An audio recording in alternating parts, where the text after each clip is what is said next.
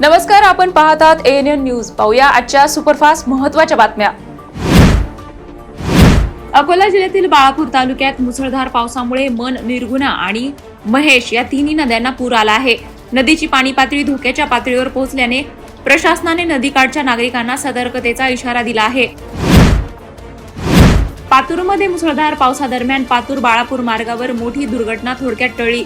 रस्त्यालगतचे झाड 20 तारांवर कोसळल्याने तारा तुटून दुकान आणि चारचाकीवर पडल्या। सुदैवाने कोणतीही जीवितहानी झाली नाही। संभाव्य नैसर्गिक आपत्तीचा सामना करण्यासाठी अकोला महापालिकेने शहरात 4 झोननिहाय विशेष पथके कार्यान्वित केली आहेत। आपत्कालीन परिस्थितीत नागरिकांनी मनपाच्या हेल्पलाईन क्रमांकावर संपर्क साधावा असे आवाहन करण्यात आले आहे। अकोट तालुक्यातील धामणा रेल रस्त्यावरील पठार नदीला आलेल्या मोठ्या पुरामुळे जनजीवन विस्कळीत झाले आहे। रस्ते पाण्याखाली गेल्याने अनेक गावांचा संपर्क तुटला असून शेतीचेही मोठ्या प्रमाणात नुकसान झाले आहे। बुलढाण्यात वादळी वाऱ्यासह झालेल्या मुसळधार पावसामुळे बुलढाणा खामगाव मार्गावर 2 ठिकाणी मोठी झाडे कोसळली।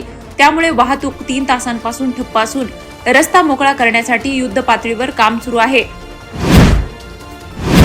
सलग 2 दिवसांच्या मुसळधार पावसानंतर बुलढाणा जिल्ह्यातील संग्रामपूर तालुक्यातील जटाशंकर धबधबा पूर्ण क्षमतेने ओसंडून वाहत आहे। सातपुड्याच्या कुशीत नटलेले हे निसर्गरम्य ठिकाण पर्यटक आणि निसर्गप्रेमींसाठी आकर्षणाचे केंद्र ठरले आहे। बुलढाणा जिल्ह्यातील शेगाव मंदिर परिसरातील पेढ्यांच्या नमुन्याबाबत अन्न व औषध प्रशासनाचा अहवाल प्राप्त झाला आहे। तपासणीतील दोन्ही नमुने अप्रमाणित आढळल्याचे सांगण्यात आले असून पुढील कारवाईची प्रक्रिया सुरू आहे। अकोला जिल्ह्यातील मूर्तिजापूर तालुक्यात ऑपरेशन प्रहार मोहिमेअंतर्गत माना पोलिसांनी रामटेक शिवारातील जुगार अड्ड्यावर धडक कारवाई केली। या कारवाईत 14 जणांना ताब्यात घेण्यात आले असून 6,29,000 रुपयांहून अधिक किमतीचा मुद्देमाल जप्त करण्यात आला। अकोट शहरासह संपूर्ण तालुक्यात उद्यापासून विना हेल्मेट वाहन चालकांवर विशेष कारवाई सुरू होणार आहे। मात्र या निर्णयानंतर वाहन चालकांनी रस्त्यांवरील खड्डे आणि दुरवस्थेकडेही प्रशासनाने तातडीने लक्ष द्यावे अशी मागणी केली आहे। बुलढाणा जिल्ह्यातील खामगाव तालुक्यातील गव्हांडाळा ग्रामपंचायतीतील कथित गैरव्यवहारांच्या चौकशीसाठी 2 तरुणांनी ग्रामपंचायत कार्यालयासमोर उपोषण सुरू केले आहे।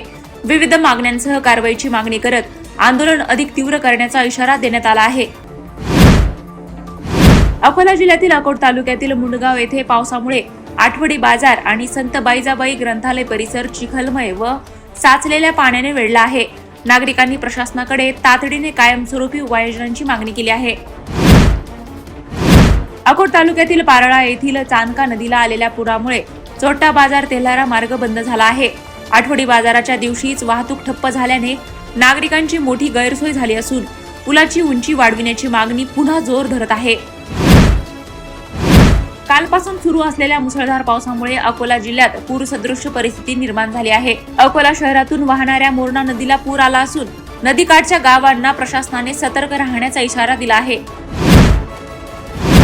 अकोल्यात नव्याने उभारण्यात आलेल्या उपविभागीय अधिकारी कार्यालय आणि तहसील कार्यालयात मुसळधार पावसामुळे गळती झाल्याचे समोर आले आहे।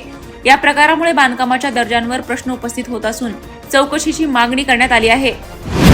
अशाच सुपरफास्ट बातम्यांसाठी पाहत रहा ANN न्यूज। नमस्कार।